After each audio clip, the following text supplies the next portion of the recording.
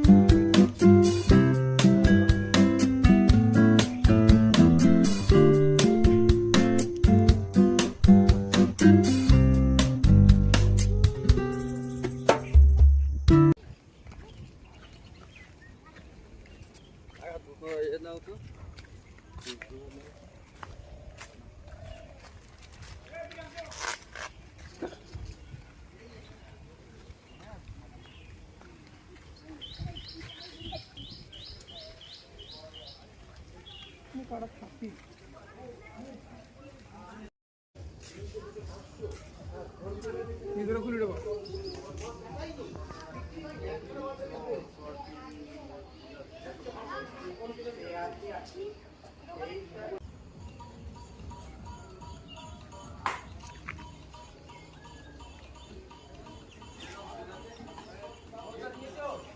এই জিরা ভালো লাগে।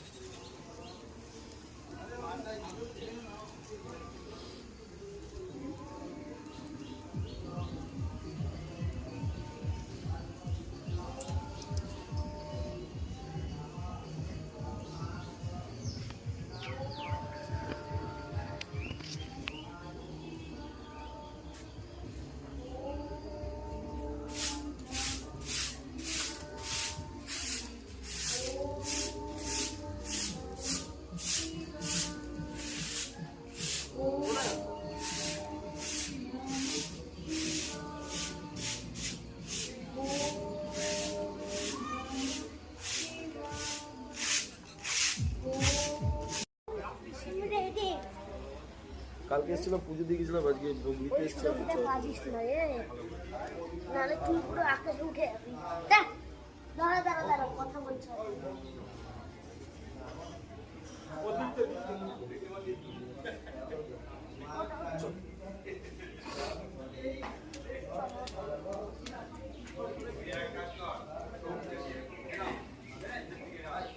এই যাত্রা পথের যে প্রথম প্রশ্নটি আপনাদের সামনে আমি রাখতে চলেছি, সেই প্রশ্নটি হল যে আমরা যাত্রা শুরু করার সময় যে রাস্তার ওপর দিয়ে এসেছিলাম, মেন রোডটি এত সুন্দর, পরিষ্কার পরিচ্ছন্ন, এত সুন্দরভাবে মেনটেন করে রেখেছে, সেই মেনটেনেন্সের দায়িত্বে কে আছে? এটা হচ্ছে আজকের আমাদের প্রথম প্রশ্ন।